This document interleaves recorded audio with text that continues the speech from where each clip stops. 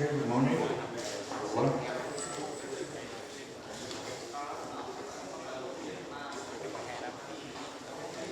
So, all of you here, thought you are more than 100.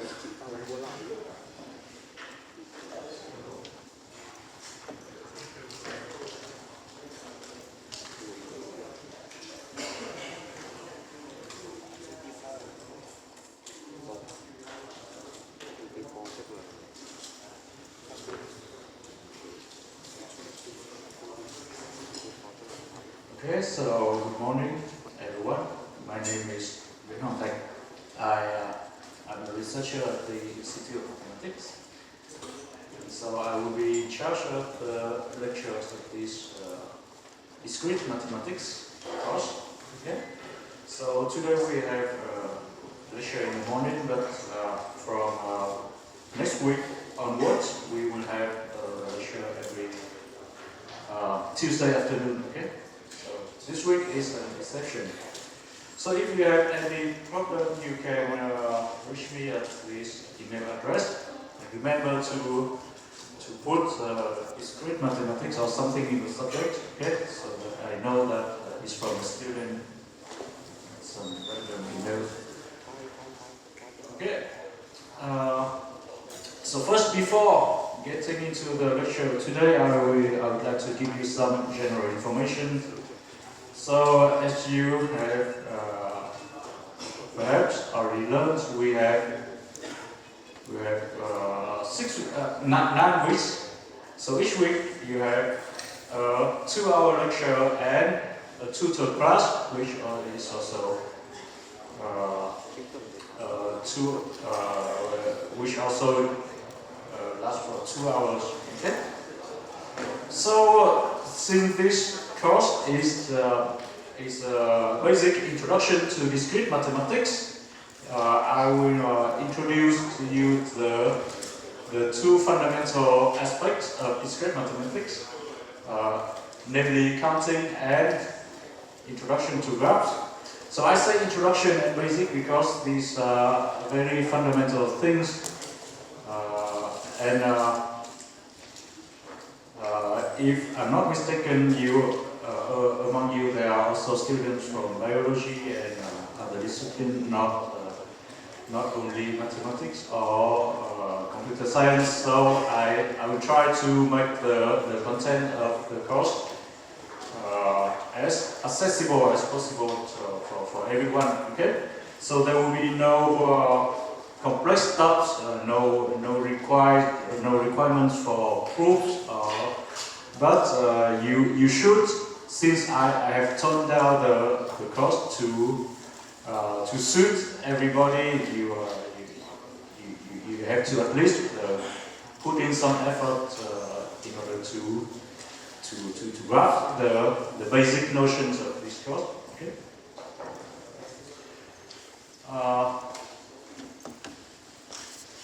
Okay, so about the evaluation, so I use this formula every year. The attendance note.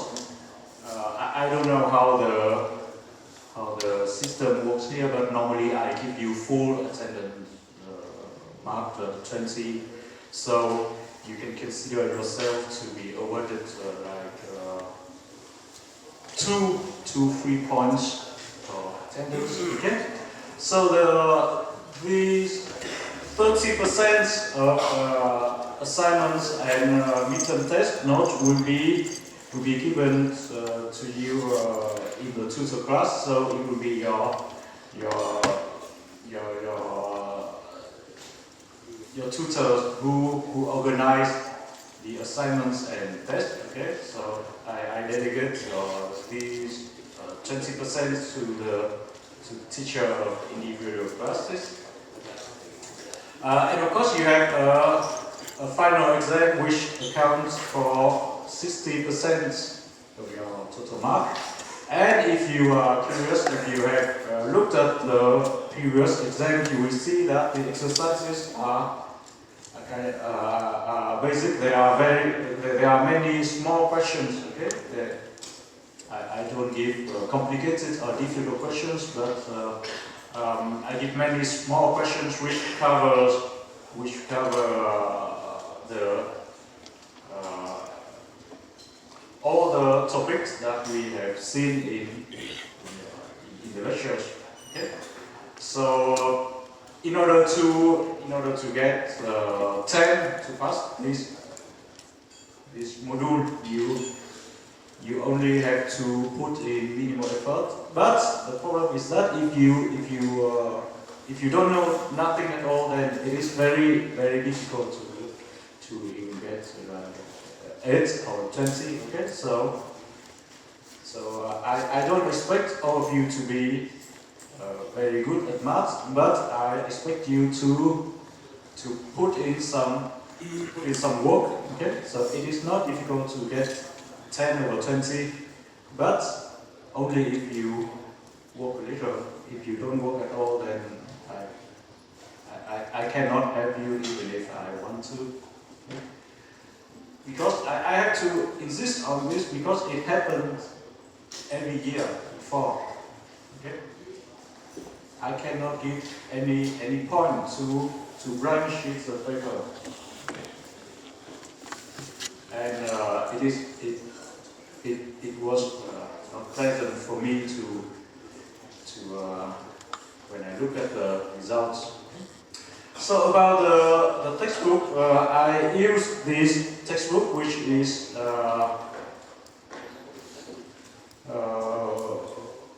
is in English, and it is used. I think it is a suitable textbook for engineers. Okay, so engineer programs.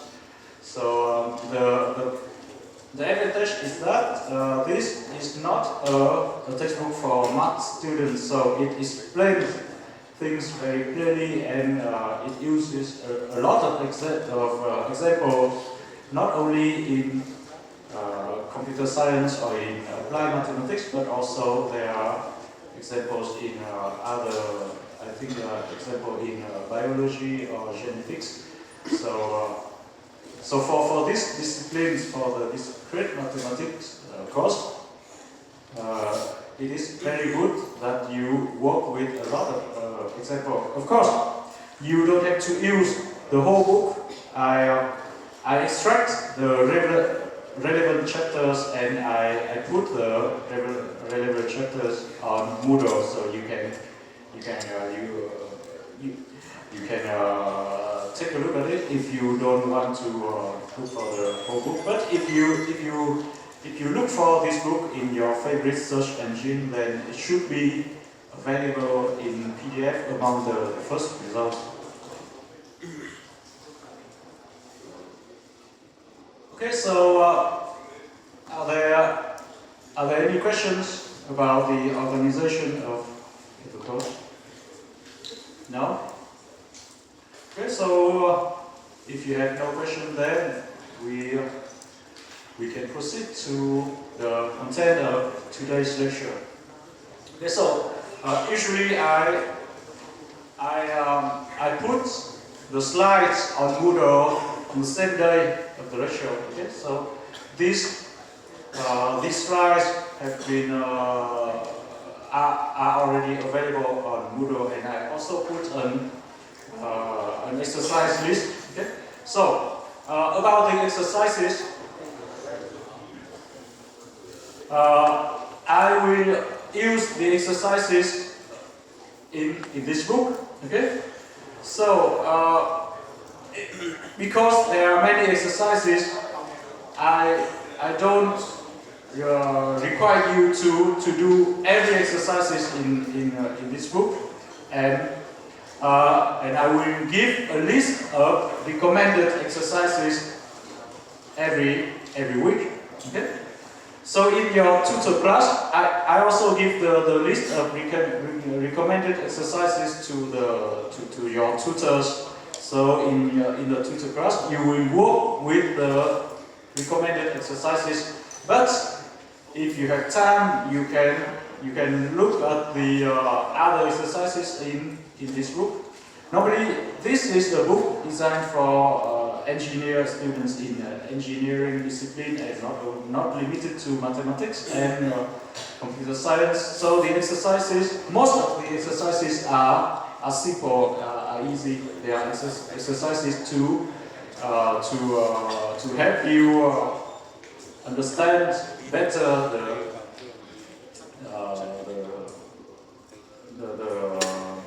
the materials, the results.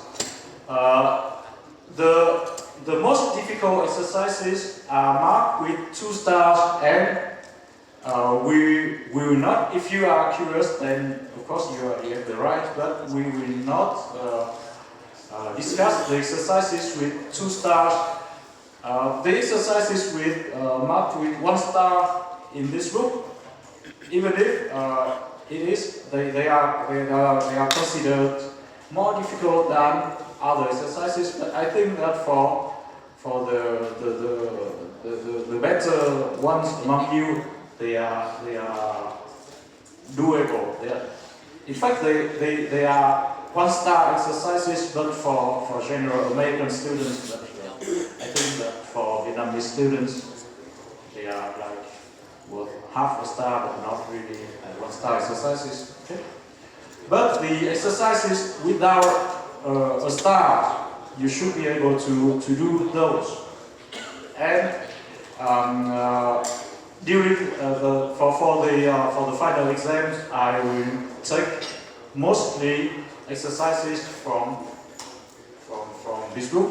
Of course, maybe with some modification on the numbers and such, but they will not be more difficult than those exercises. So if you have time and you want to practice, then you are welcome to do the exercises outside of the recommendation list. Okay. Now, so for today we start with the first part of the course. So as I said, we have two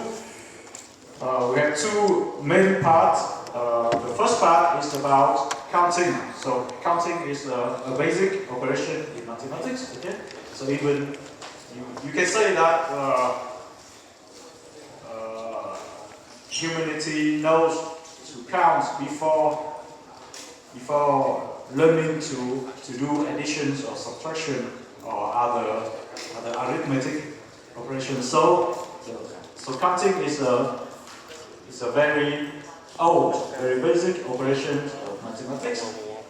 And so the fundamental question of counting is that if you have a set of objects or something, and you know that how many of those objects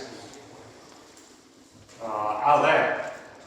And in the context of mathematics, or in biology, or in computer science, normally you consider a set of objects which have certain properties in which you are interested, and you want to know how many such objects are there. For example, you want to count how many genes have been such an interesting pattern. Or in computer science, if you work with cryptology or with in coding theory, sometimes you want to count the number of code words available. Okay. Okay. So one classic example, maybe it is not really relevant today, but in the old times when data storage was expensive.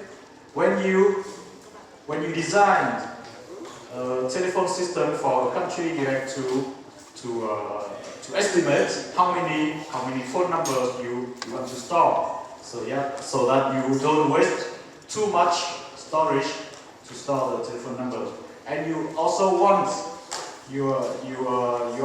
to have enough numbers for the people in your country. So this is one of the classic question in telecommunication.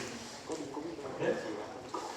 Or for those who are in computer science and who work with algorithms, if you want to estimate the theoretical runtime, or in computer science terminology, the complexity, the time complexity of an algorithm, you have to look at an algorithm and you estimate how many basic operations, how many steps will be carried out,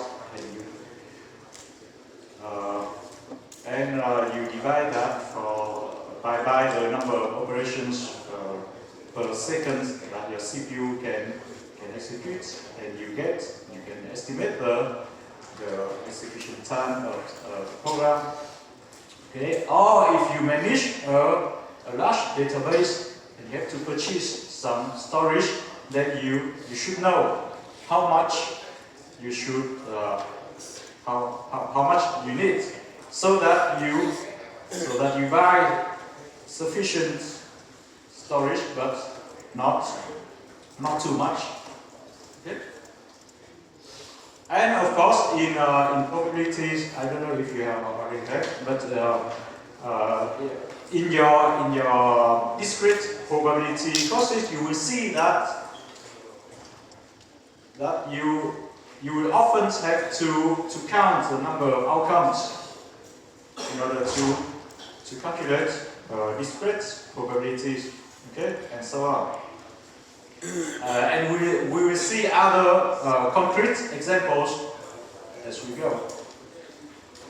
Okay, so for today, as the title of the course is Basic Counting, we talk about the basic principles of counting, which are the building blocks of counting. Okay, so of course, when you count the number of objects in a set, there is always the possibility to list everything in a line and to count one by one.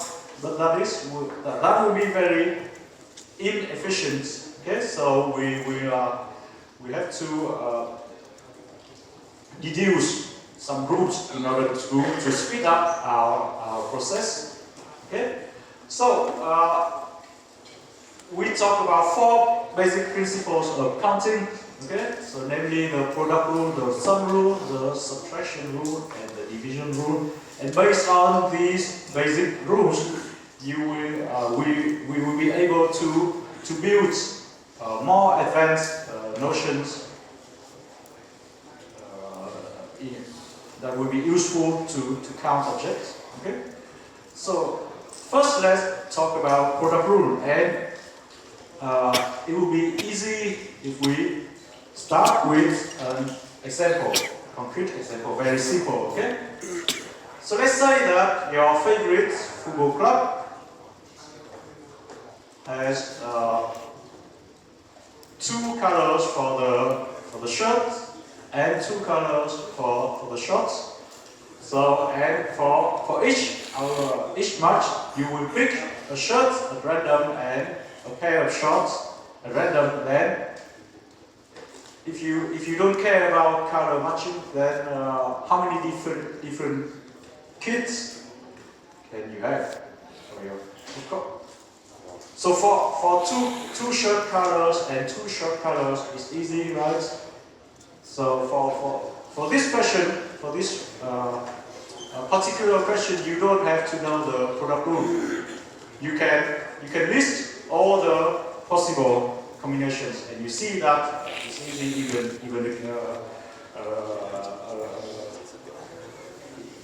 even a kid can see that there are 4 combinations. Okay? But what if we have more colors? So it will take more time to enumerate all the possibilities, and if you throw in some soft colors, then it will be even more complicated. Okay? So we need to find a way to break things into smaller processes which are easier to calculate, to count. Okay? So this is the you will see this way. So in order to count an object, we often, we will do this over and over again during this course. That means that in order to count the number of objects, we will try to think of a way to how to create such object. So in this example, we want to count the number of kids. Okay. So each kid consists of a short and a short. And if you break down the procedure of choosing a kid into two smaller procedures. First, you have to pick a shirt. Okay. So to pick a shirt, you have, since there are two colors, you have two choices. Okay? And once you have decided on the shirt color, you will choose the black shirt or the white shirt. Okay? So for each choice of shirt, you have two choices of shorts. Okay?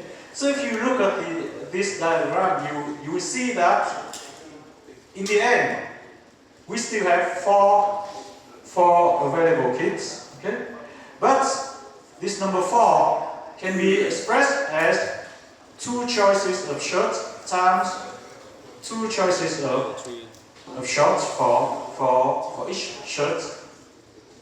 So, in summary, we create, somehow we build a kit by a two-step procedure. First, we choose the shirt, okay?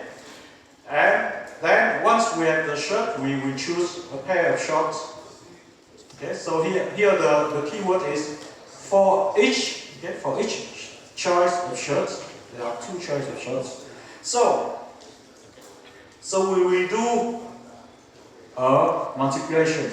Okay, so 2 by 2 will give us 4 choices in total. So you see that we do the multiplication. That's why this rule is called the product rule. Okay, so in general you use the product rule when your procedure is sequential. Sequential, that means that you carry out the steps one after another. Okay, they are not parallel, they are sequential. So in the previous example, you only do the step 2 after you have finished the step 1. And this is important. So in order to if your procedure is sequential, you need another condition, that is you need that the number of choices for each step is the same. Okay, so in the previous example, whether we have a red shirt or a white shirt, we always have 2 choices for the second step. Okay, so that is this condition will enable us to do the multiplication. Okay, so you need that the number of choices at each subsequent step is the same. Okay.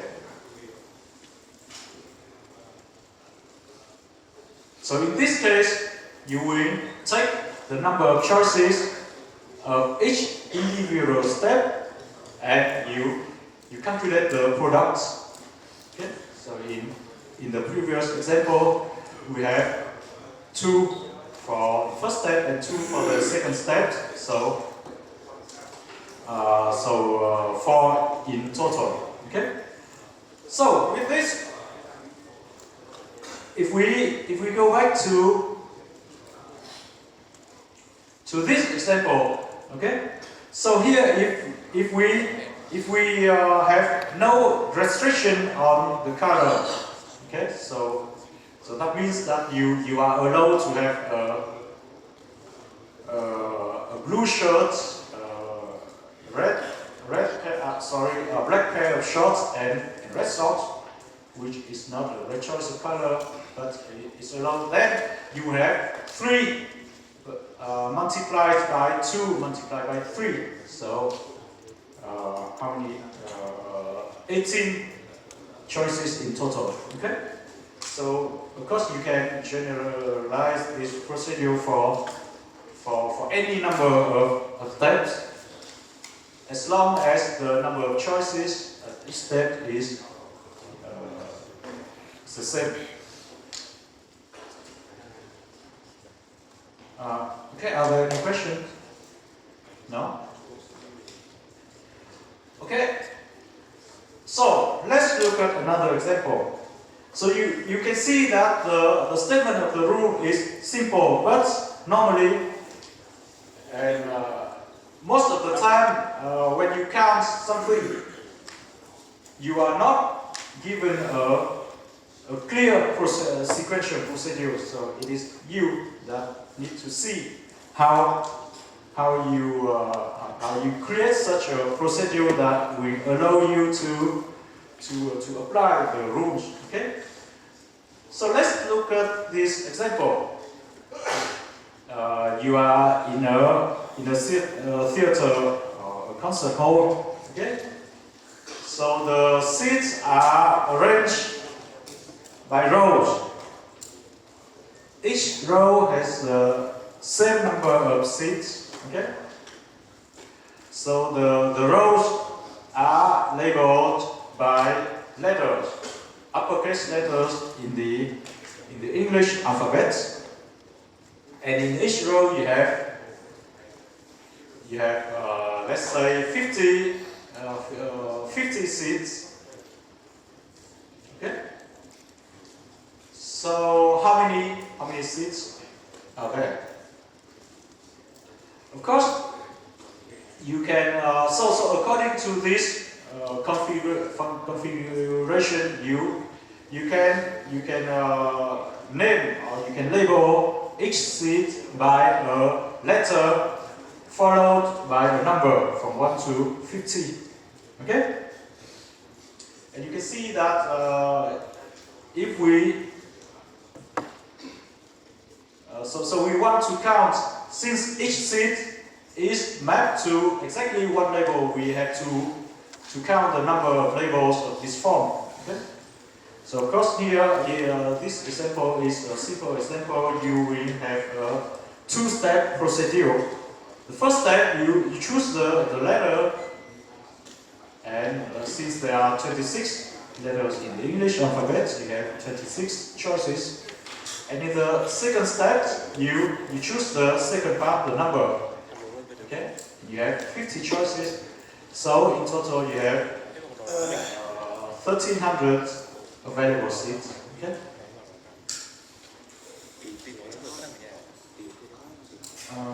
Okay, so here is a formal description for those who are not familiar with set terminology. You can skip this, but for those in applied mathematics or computer science, so this may be useful for you. So this is we state the rule for a general case. Okay. So suppose that you have a sequential procedure with k steps, and for each step you have a fixed number of ways to do it. So namely, you have n1 ways to do step 1. Okay? And after you have finished, after you have completed the step 1, for any choice that you made in step 1, you have exactly n2 ways to do the next step, and so on. Then the total number of ways to do this procedure is the product, n1 times n2 times so on. Okay, so here is a compact formula in set terminology. It simply states that the number of elements in the Cartesian product of those finite sets is equal to the product of the number of elements of individual sets. Okay? So this is another way to look at the product rule. So this is similar to the diagram about football kits that I gave you earlier, except that this one is rotated compared to the. So this one is horizontal instead of vertical like the last one. So here, if you divide the steps into a column like this, and you see that there are n1 ways for n1 choices for step 1. Then for each choice, you have this branching into n2 branches, etc. Then in the end, you will have this number of ways at the right extremity here. Okay?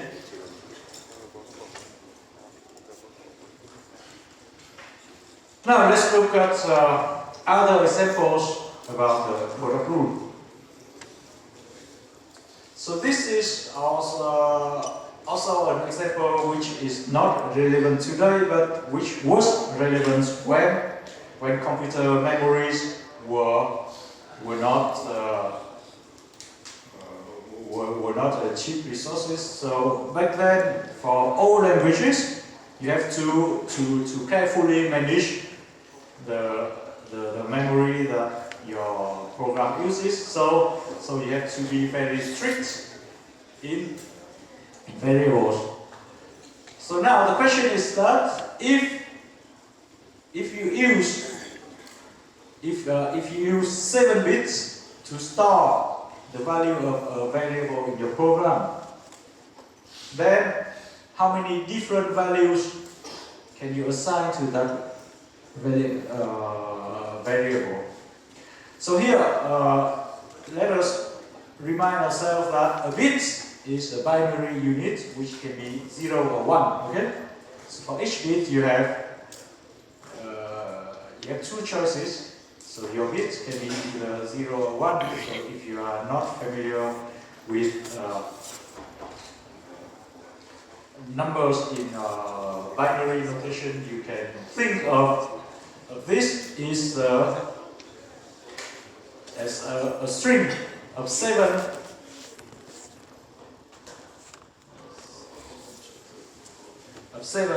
characters, and each character can be either 0 or 1. Okay? So you can rephrase this question is that how many different strings can you have? Okay, so this is easy. Okay, so maybe you already know that there are. If you have 2 choices for each place, then you have you multiply 2 with itself 7 times, and you get the 7th power of 2. 2 to the 7 is 128. Okay. But if you want to express it to see how the product rule apply. So even if this example is easy, even if you know that there are 128 values, it is useful if you look at it as the application of the product rule. If you decompose it into steps, you will see that here you have a procedure consisting of 7 steps. Okay, you can think that each step you choose the bit for a place. Then for the first step you choose the leftmost bits 0 or 1, and so on. And for each step you have 2 choices, and by the product rule you have 128 choices, and each choice gives you a different value. That means that you have these many values Okay. So here you can see that if you check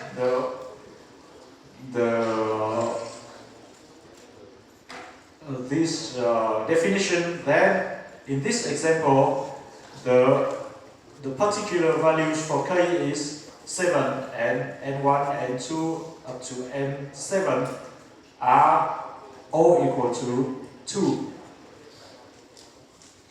Okay, so now this one is not as trivial. Okay, so the question is that, so maybe for those who have in computer science or mathematics, you already know the answer, but maybe not all of you know how to get the answer. Okay. So let's say that you have a set of n elements, and for convenience we denote the elements of the set 1, 2 to n. Okay? So you want to take a random subset of this set of n elements. How many outcomes can you get? Okay. So you can see that this is a tricky question because your subset can consist of one element, two elements, so the number of elements in your subset are not the same. Okay, so at first glance, it is not clear which procedure should you choose. You can think that you choose a subset of 0 elements, a subset of 1 element, but if you do so, then the second condition of the product rule, that means that the number of choices in each step is equal, that condition will not be satisfied. So here the trick is that you will encode each subset by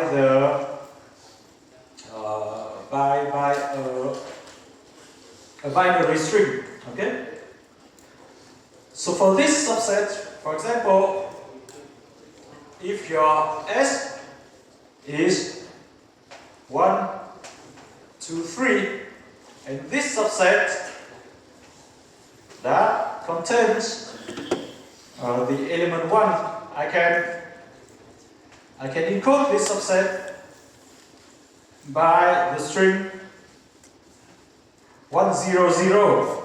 That means that the first element is present in the subset and the other two elements are not. Okay? So, if we use such a notation, we can map each subset of this set into a string of length n, and you use a bit 0 to say that the corresponding element is present in the subset, and you write 0 if the corresponding element is not in the subset. And in this way you can see that the number of subsets is exactly the number of binary strings of length n. And you know that the answer is given in the previous example, but not for 7 bits, but for n bits, more general. So the result is 2 to the power n. And if you want to look at it as an application of the product rule, then you can create a procedure to construct a subset. Okay, so that means that you will go through the elements of this set one by one, and at each step you will decide. You flip a coin and you will decide whether to include that element in your subset. Okay. So if you do so, then you have a procedure which consists of n steps, okay? And the number of choices in each step is exactly 2, and that gives you 2 to the power n by the product rule. Okay? So this may seem trivial, but for example, if you program something that take a random sample of a set, then maybe you can use this procedure. Okay, so maybe that no, this is a naive way. There are more efficient way to do, but one of the way to get a random sample of a random subset of this set is you do this n-step procedure. You flip a count n times to choose your subset. Okay, so the remark here is what I can do here. So this is a typical way to code a subset by a binary string. Okay. Now another example about the application of product rule. Let's say that you want to evaluate the number of operations that your program will carry out. And we will not use a full program, but we look at this sample of code. Okay, so you have some nested loops here, which consist of n for loops inside each other. Okay, so if you write this naive code, then how many operations will be executed? Okay.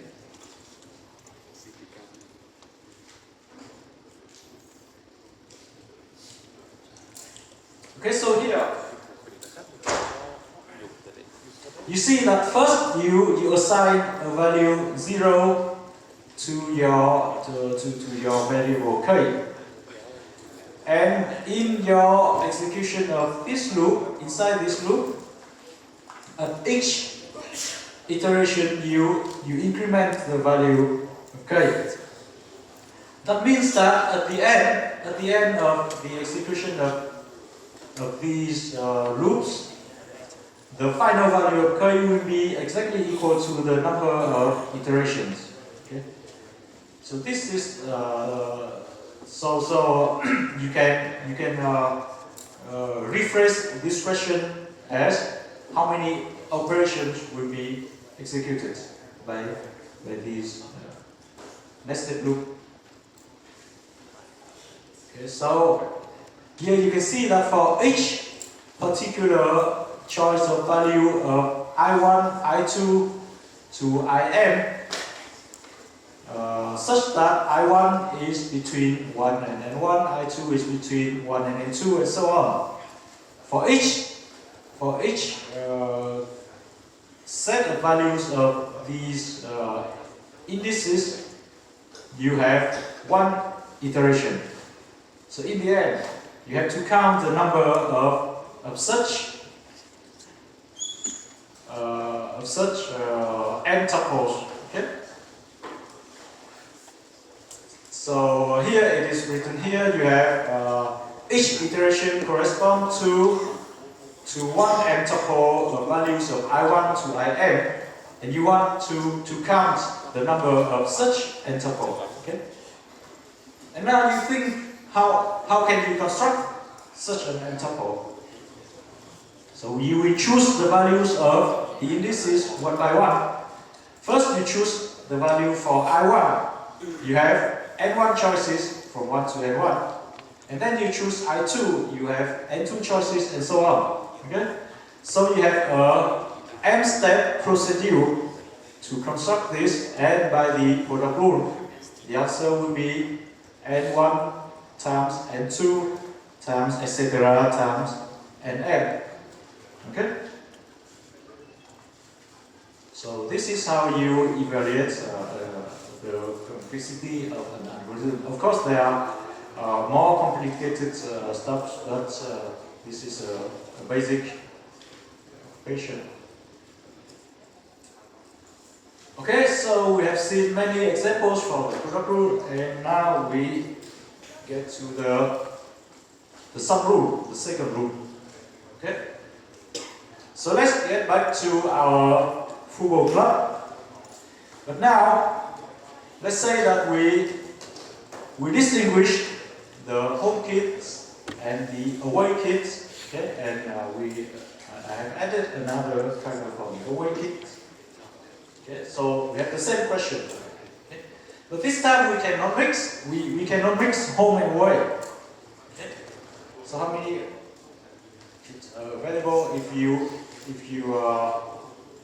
so here we have to count the number of home kids and the number of away kids separately, and we have two home kids and 4 away kids, and we make an addition and find 6 kids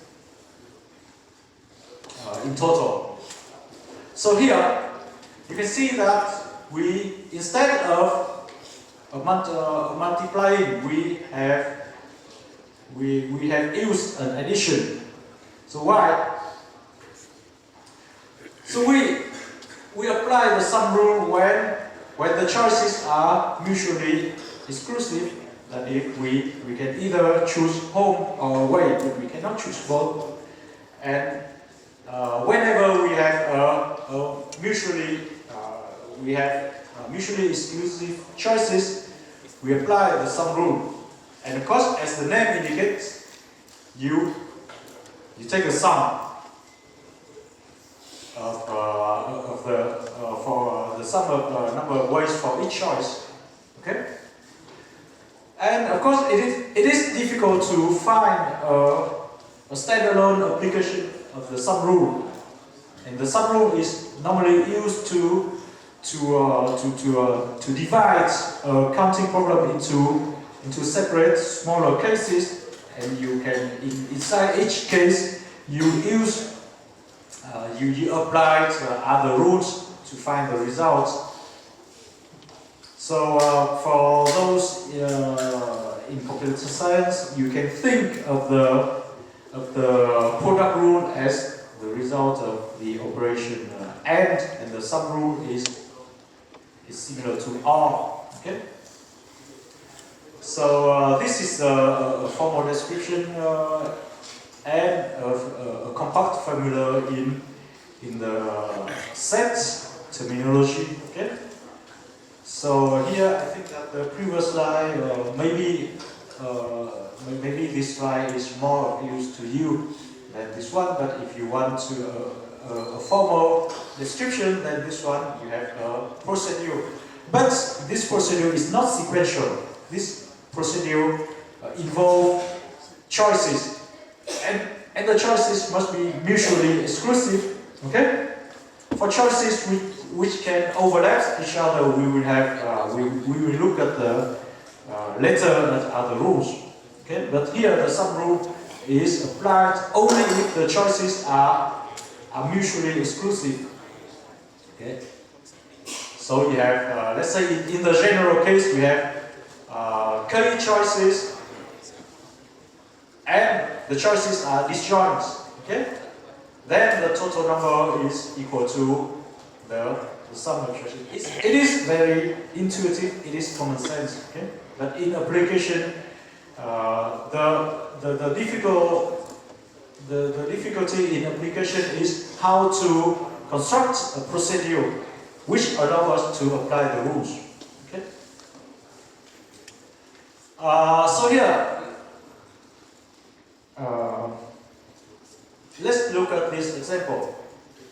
Okay? Let's say that we have something, forum or some website which allow you to register, but your username is limited between 6 and 8 characters, and furthermore they only allow letters and digits, and they do not distinguish lowercase and uppercase, so we can assume that every letter is a lowercase letter in the English alphabet. Okay? So if you if you decide that this should be the format for the usernames in your forum, then how many users can your forum accommodate? How many available? How many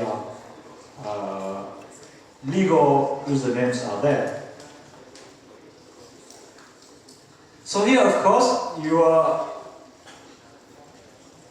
immediately see the three choices. Okay, the choices are obvious. You will separate the case of 6 character long. Sorry, not covered usernames.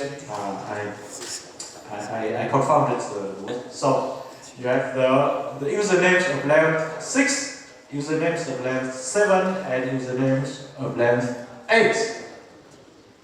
Okay, so of course these choices are mutually exclusive because your username cannot be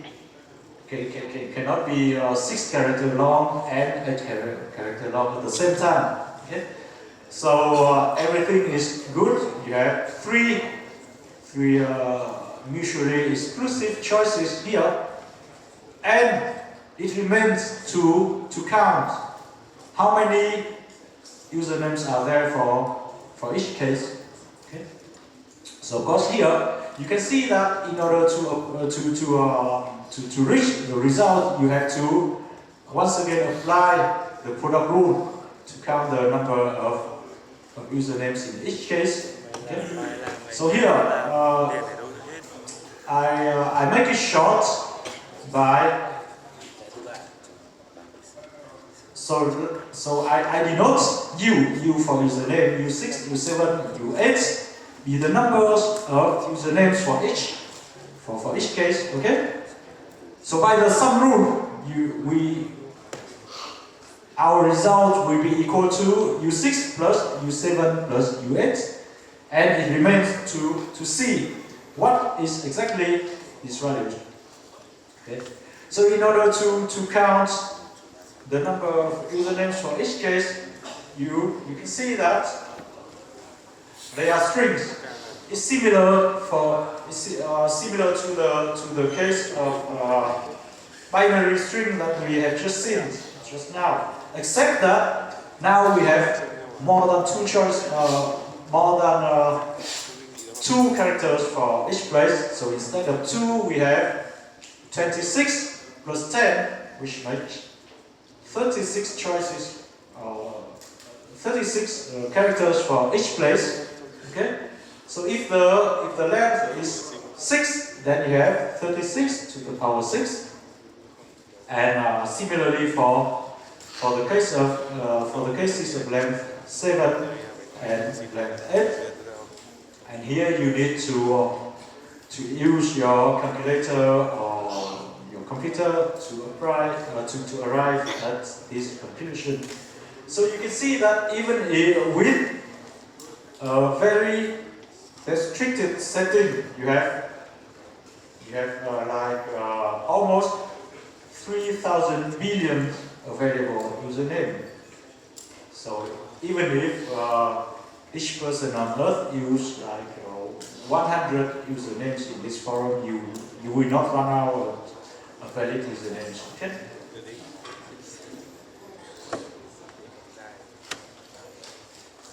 Okay, so here you can see that I don't have an example in which you apply directly only the sum rule, but here in this example you see that we need to combine the sum rule and the product rules, and that is the general case.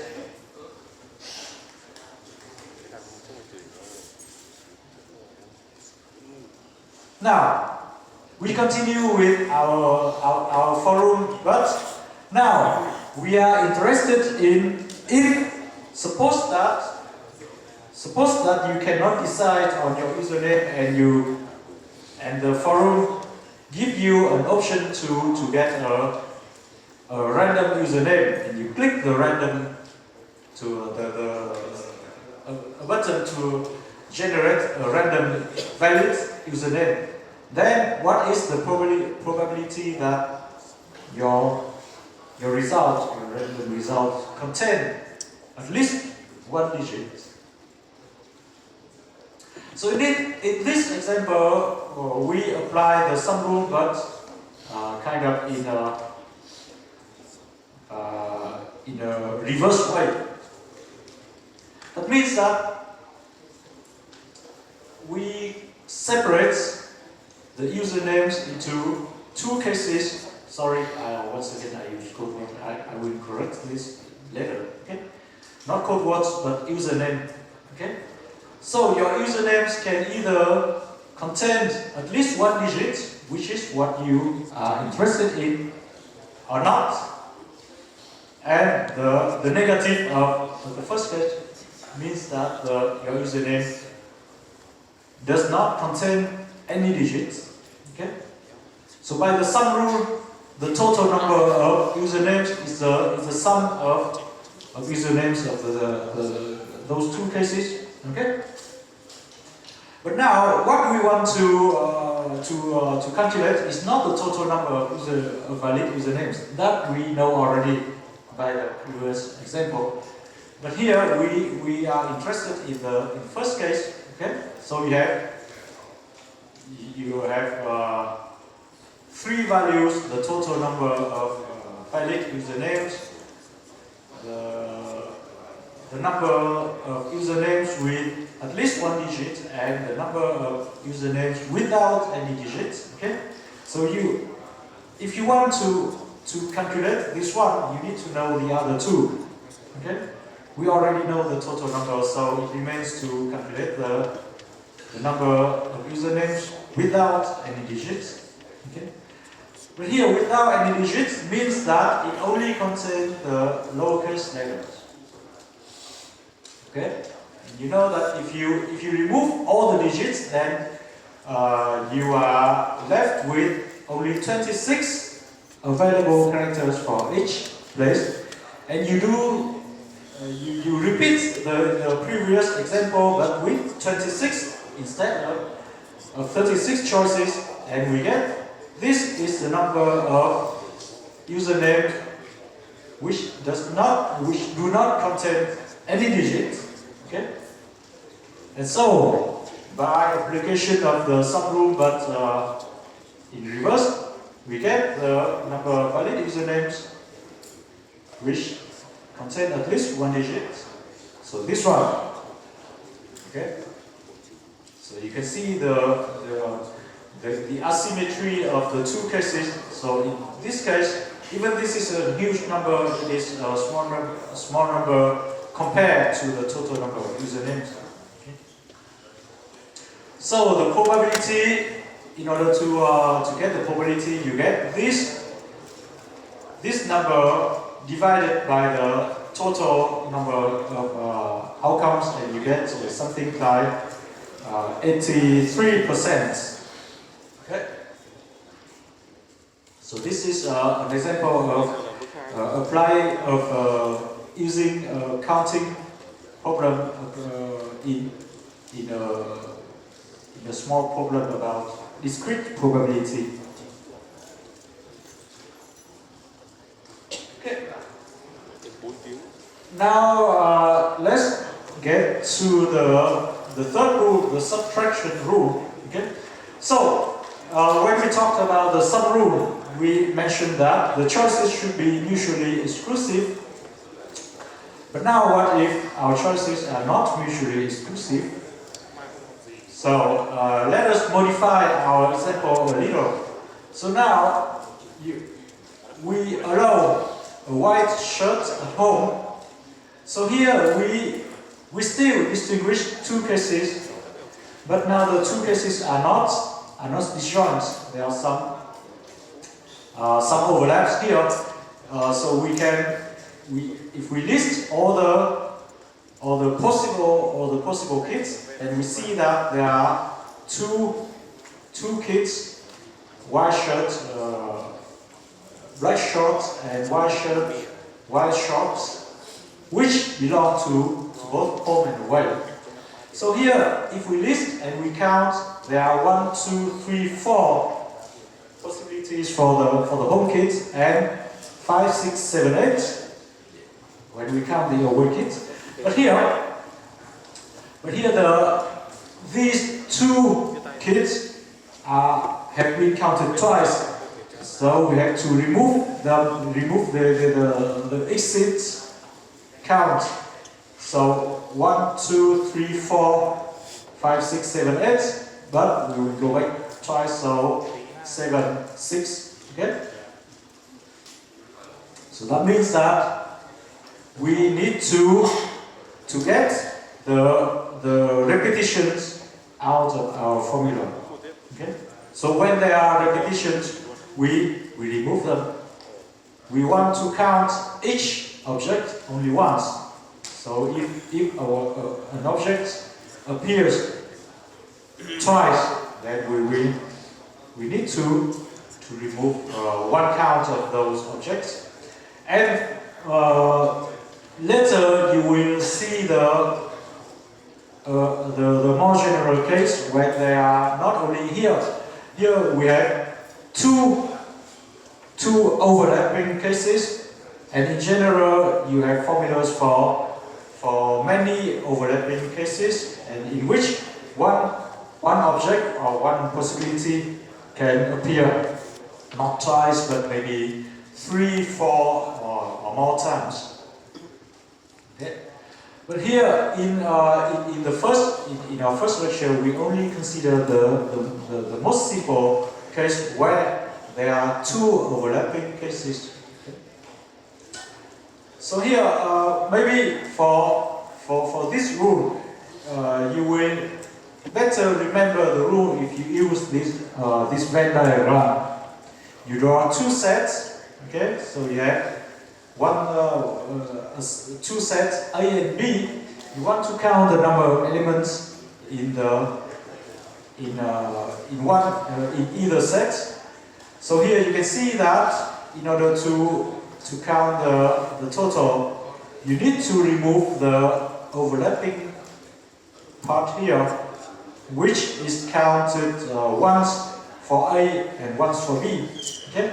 So here in set terminology, you have this formula. So the size of A union B is equal to the total size of A and B minus the size of A intersect B. Okay? So this is just common sense. If you draw these diagram, you draw two overlapping circles, and you can arrive at this formula immediately. Okay? There is no magic here. Okay, now next, let's see the subtraction rule in action. Okay? Now, we go back to binary strings or binary words. Okay?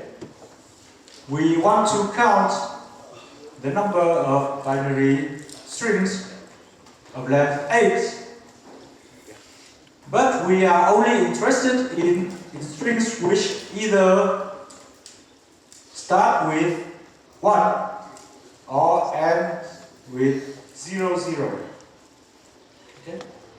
So here, what are your sets A and B? So here, if you want to apply the previous diagram, we have to define the set A and B. So here is pretty obvious, right? The set A is a set of strings of length 8, which starts with 1. And B, similarly, B is a set of strings which end with 00 here. So you count, this is your A, okay? So if you fix the starting one, then you are left with seven places to choose, and each place you have two choices. So according to our previous example, you have 128 strings. Okay. So you have, so here you have 1, and then 1, 2, 3, 4, 5, 6, 7. So this is your set A. Okay? In your set B, you have 1, 2, 3, 4, 5, 6, and then 0, 0. You have 6 free places. Okay? And in between, in this part, which is included in this and in this, you need 1 here and 0, 0, and in the middle you have 5 free places to choose. Okay, so this is here. So in A you have 2 to the power 7. In B you have 2 to the power 6, and the overlapped parts, there are 2 to the power 5 elements. So by application of the subtraction rule, you have 128 plus 64 minus 32, which gives you 160 strings. Okay, so this is simple.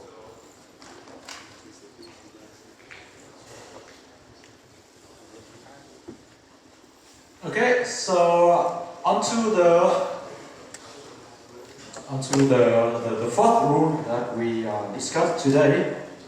So the division rule is applied when you count, you have a procedure to count, but sometimes each object is counted multiple times. Okay, right? But here the particularity of the division rule is that if you count an element exactly, so here this is we'll go back to this, but let's look at an example. So here this is a classic example of n people shaking hands with each other. Okay, so suppose you have a meeting in which there are n people, and they all shake hands with every other person. Then how many handshakes are there in total? So first you can count. You count by first establishing a procedure with two steps. Okay. First, you count the number of handshakes of each individual. Okay, so each person shakes hand with n minus 1 other people. Okay, and since you have n people, you get this product. But here, no, not everyone, but I forgot to replace this. So here, instead, but here each handshake has been counted twice because in order to have a handshake, you need 2 people. Okay. So if Mr. A shakes hand with Madam B, then one handshake is counted towards each of them. So in order to get the correct number of handshakes, you have to divide the result by 2, and you get this number. So that is so here you take a division. So here in set terminology, that means that you have something that you have a set A which can be partitioned into k subsets of equal size. Then the size of each subset is equal to the size of A divided by k. So it is pretty obvious. Okay, but we will revisit. You will see that this rule will be applied in later lectures when we deal with more advanced formulas and notions of counting. Here for direct exercises, maybe you will not use this rule yet, but you will see because there are many formulas with divisions in later lectures. Okay. So we have half an hour left, and then in the remaining time we will talk about the pigeonhole principle. The pigeonhole principle is simple but a very powerful tool to prove the existence of something. Okay? So here it is not really used for counting, but rather used to prove the existence. So the statement of the naive statement, the simple statement of the pigeonhole principle is that if you have more pigeons than holes, then necessarily there should be some pigeons that share a hole. Okay? So it is straightforward. It is common sense. So it's not really mathematics, but you will see that it has applications in mathematics. And of course, this principle is known with many different names, Discrete principles or the Draw principles and so on. But the content is the same. It's very easy to understand. Okay? So as an example, you can see that immediately a month, since there are 12 months in a year, in a group of 13 people, you are sure to find two people who were born in the same month. Okay? And if you have more than at least 367 people, then you are sure to have two people who have the same birthday. Okay, two or more.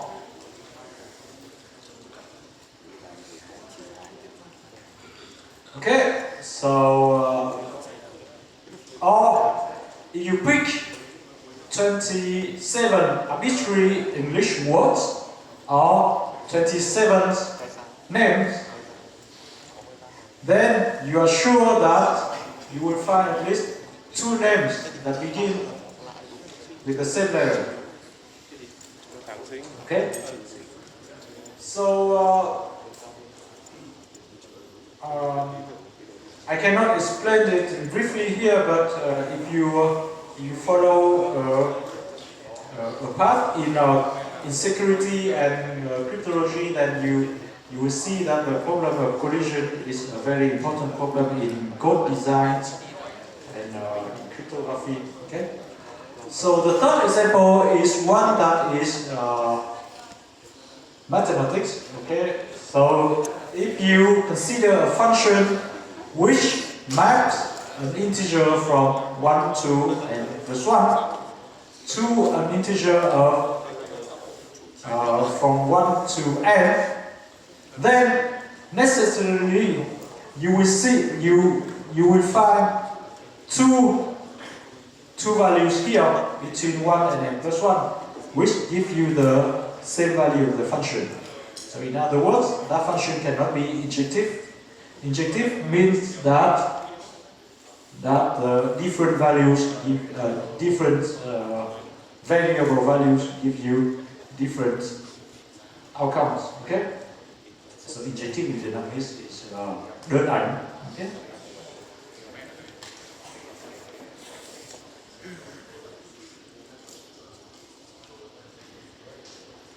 Now let's look at a more complicated example, more complex example.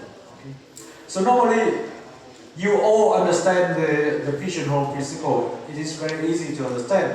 But as with the basic rules of counting, what is not easy is the application. when you see how to apply. So if you are given the pigeons and the holes, then there's nothing to say, okay?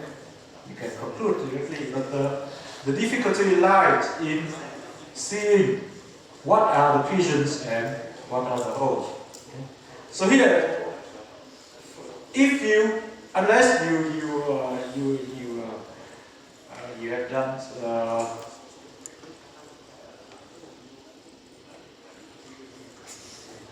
maths or informatics, then for those in biology or in even physics, this may seem not obvious to you as an example where you can apply the pigeon hole principle. Okay, you see no pigeon, no hole. So how? So this states that for every n, there is a multiple of n that is written with only the digits 0s and 1. So you can verify with small values of n. Okay? Now let's see. When you see a statement, you should not believe them right away. You always need to check, at least with some small values or small examples. Okay? So if n is equal to 1, you take your multiple is 1. Okay? Or anything 1 or 10 or whatever. So if n equal for n equal to 2, you take 10. Okay, so this is a multiple of 2 with 1 and 0. Now with 3, what is your choice? You can go from small numbers to large numbers until you find 1. Okay, for small values. So I guess the smallest is 111. Now for 4 you have 100. For 5, once again you have 10. And for 6 is a little longer. You have 1, 1, 1, and 0. Okay? You take this, which is divisible by 3, and you add a 0 to make it even. And it will be divisible by. Now for 7,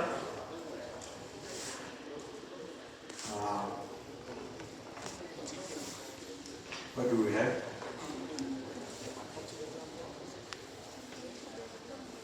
Can someone find me a multiple of 7 written with only 0s and 1? So since it is odd, you can consider 1, 11. So maybe we don't need zeros here. What do we have? I think you can check 1, 11 until you find a number which is divisible by 7. So how many ones should we use? I think not this one, so it should be either this one or this one. Right?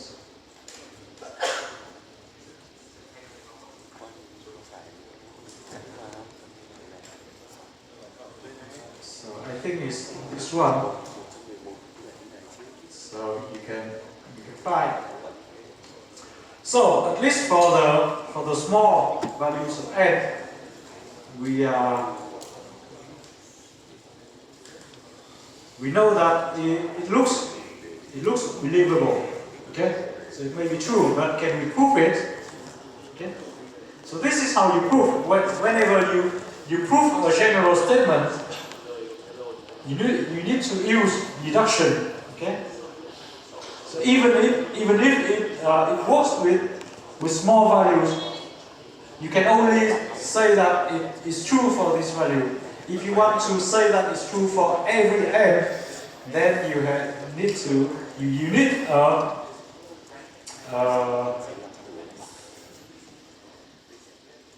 you need an argument to show it. That means a proof. Okay, so here the trick is that we consider all the numbers written with only ones. So these are our pigeons. Okay? So the observation here is that when you divide a number by n, you will get a remainder. And your remainder can only take the values from 0 to n minus 1. Okay? So here a number is multiple of n if the remainder is 0, if and only the remainder of 0. So here the wholes will be the if we classify integers by the remainder in the remainders divided by n, then we will have n wholes. Okay, each class of remainder is a whole, and then we need n plus 1 pigeons, and we will use these numbers. Okay. Now we have n plus 1 pigeons and n wholes. So by the pigeonhole principle, there should be two pigeons, at least two pigeons, which belong to the same whole. So let's say that we have. But what does it mean when two numbers have the same remainder divided by n? That means that the difference is divisible by n. Okay? So here, let's look at the case n equal to 7. So we have the classes of remainders 1, 2, 3, 4, 5, 5, and 6. Okay? So put 1 in this whole. 11, what is the remainder? 11 divided by 7. 11 belongs here, and 111, it should be 4 and 6 here. Okay. So, and 1,111 in what is the remainder?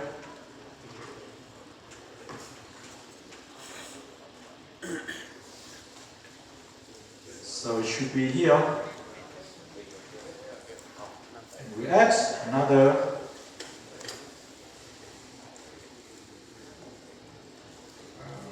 6, 5. So it will be here. This one.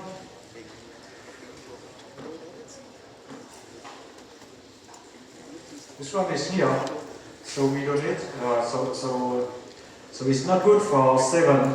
Can we, is there another example?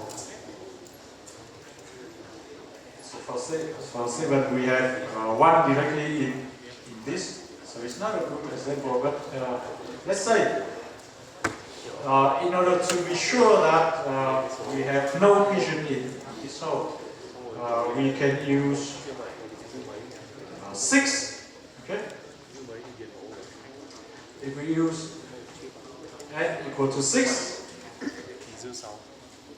and for 1 we always have 1 here. For 11, 11 is here. 111 should be here, and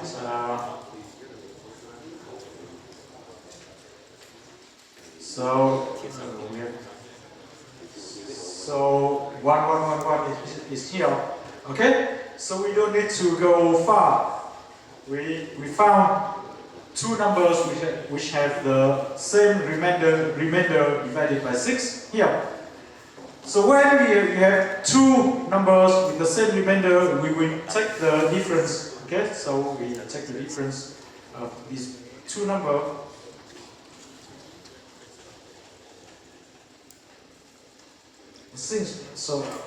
And we get a multiple of 6, which is written with only ones and zeros.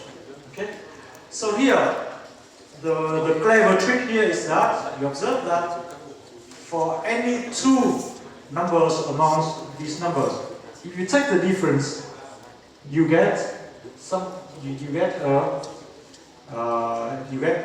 number of the form 1 1 1 1 1 then 0 0 0 0. Okay.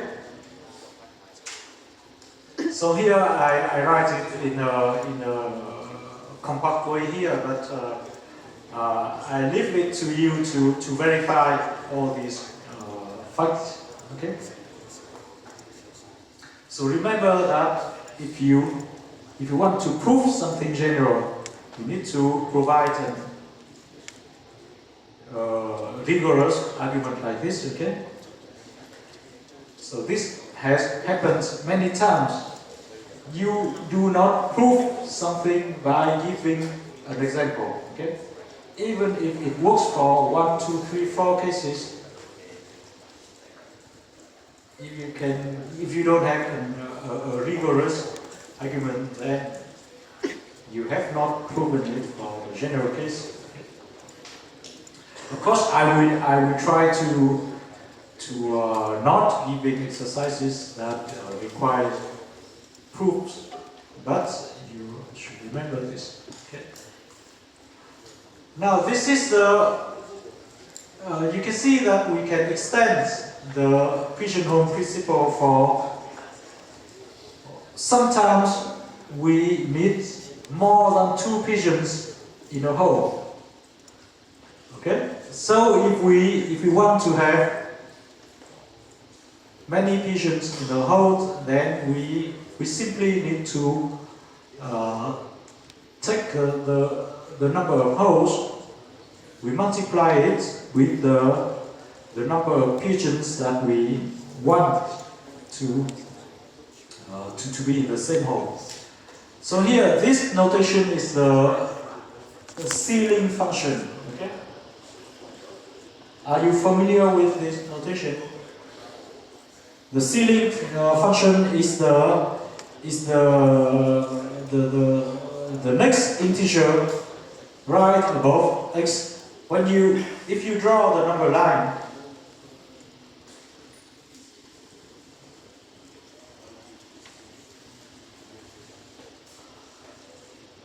so here if you draw the number line,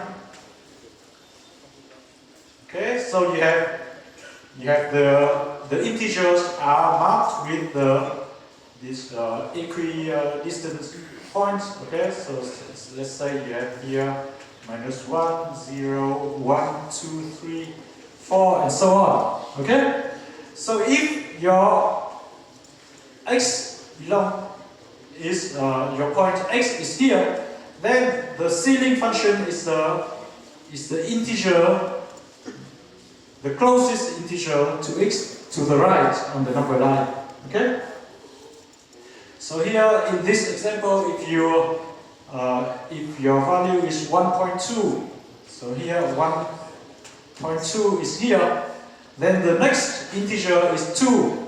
So you round it to the ceiling of 1.2 is 2. Okay, and you look at a negative value. So be careful with negative because it changes the direction. So here your -1.2 here, the next integer is -1, not -2, okay? You always go to the right until you see an integer. So that is the ceiling function. Okay, so we generalize the pigeonhole principle. We have a certain number of pigeons, we have a certain number of holes, and we try to divide the pigeons into the holes. Okay? So you can see that. So that means that if you want to, since the number of pigeons in each hole must be an integer, you cannot have half a pigeon in a hole. So you can verify that you have this at least one hole, in which there are at least this many pigeons. Okay? So you can verify, for example, if you have 7 pigeons and 2 holes, then necessarily there will be one hole in which you can find at least 4 pigeons. Why? Because if n is equal to 7 and k is equal to 2, then n divided by k is 3.5, and the ceiling of this, remember the ceiling, you don't close the bracket below, okay? For the ceiling function, you only have, you can see visually the ceiling here, okay? If you close the bracket below, then it will have a different meaning. Okay? So this is 4. So that means that if you try to put 7 pigeons in two holes, then necessarily you will have to put 4 or 5 or even more, 5, 6, 7 into at least into one of the holes. Okay, so that is the general idea. So this notation you may think that it's complicated, but it is not. It's only a notation. The idea is simple.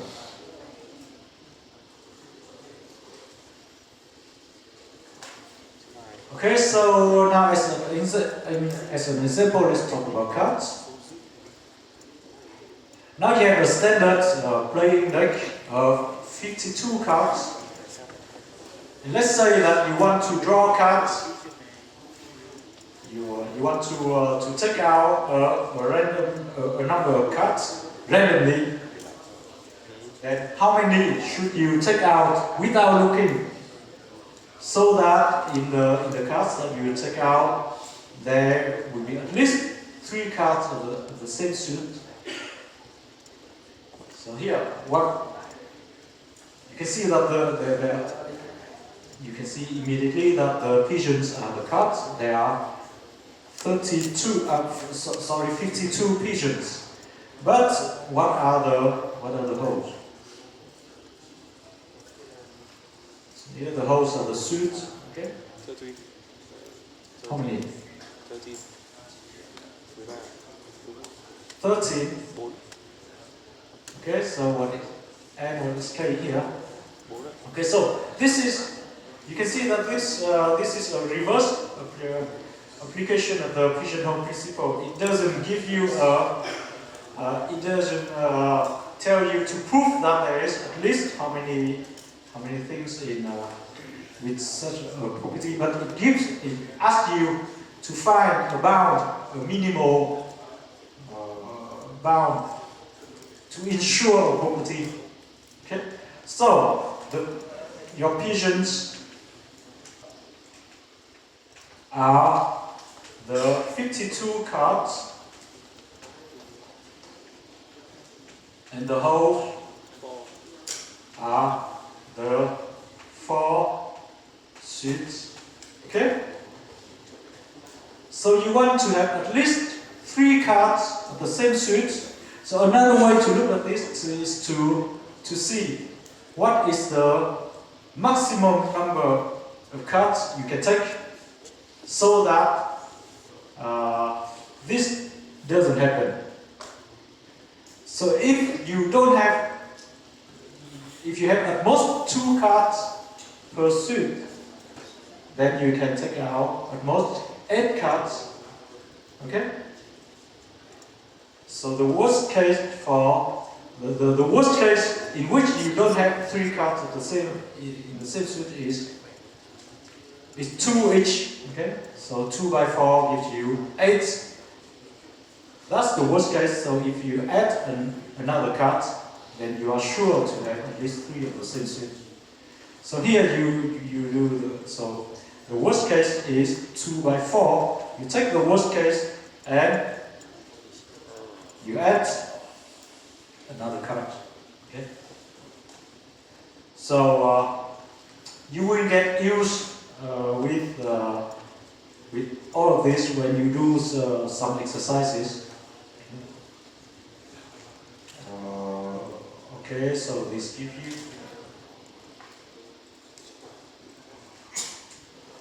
Okay, so this is a more elegant example of application of the pigeonhole principle.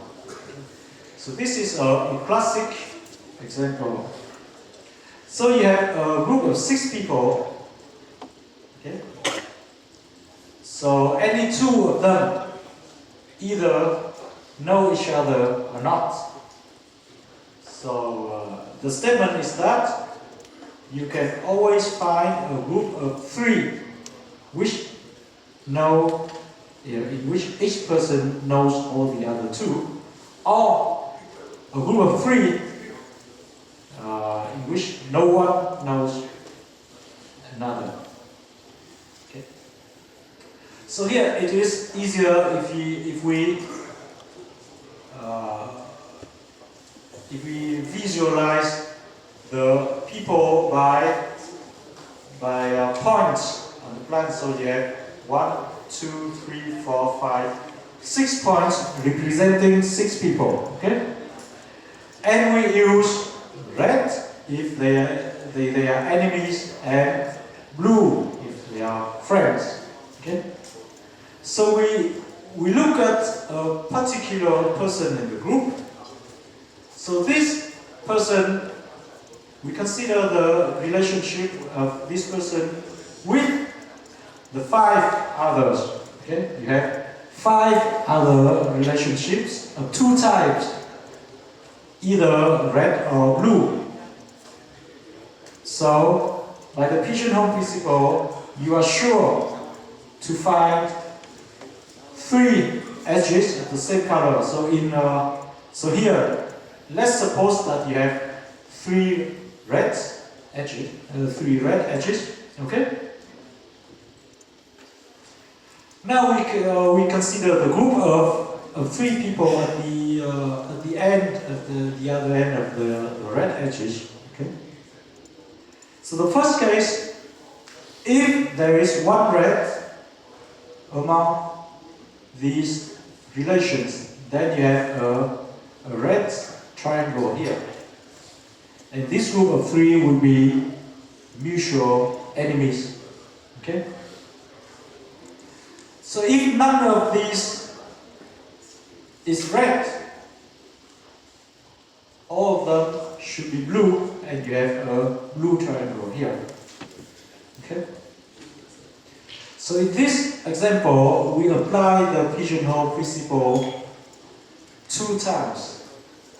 First, we look at one. We have 5 relations in 2 types. So we have this configuration, or maybe it can well be 5 reds or 5 blue, or 4 reds, 1 blue, and so on. But for simplicity, we only need 2, at least 3 reds or 3 blue. So I leave it to you to explain it in words, but it's easier to understand when you look at the picture here. Yeah. So you consider the group of 3 here. So the meaning of 3 mutual friends or 3 mutual enemies, that means that there should be a triangle of the same color. Okay, so here you will always find either red triangle or blue triangle. So if you haven't been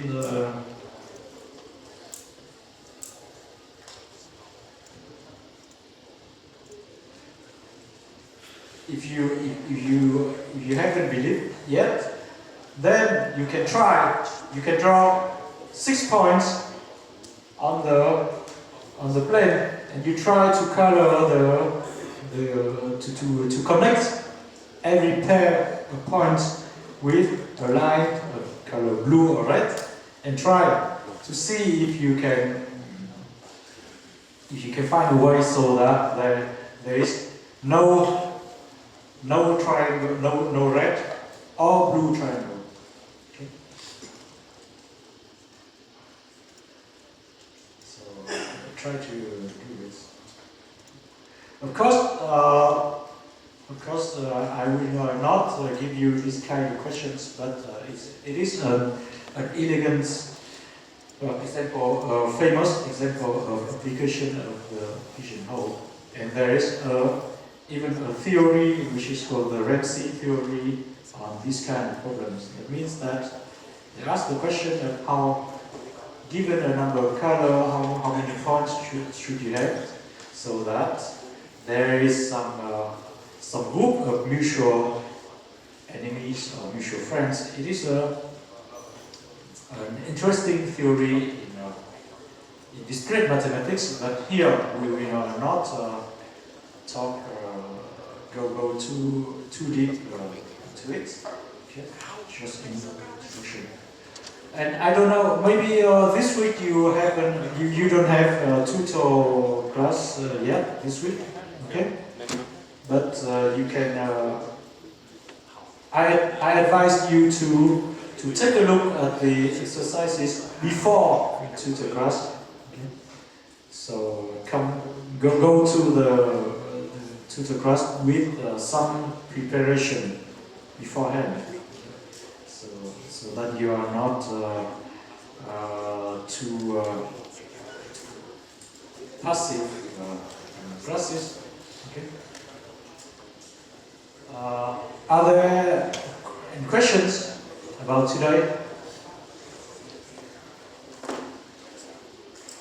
So if not, then we can stop here. Thank you for your attention. And if you have further questions, remember that you can always contact me by email. Okay?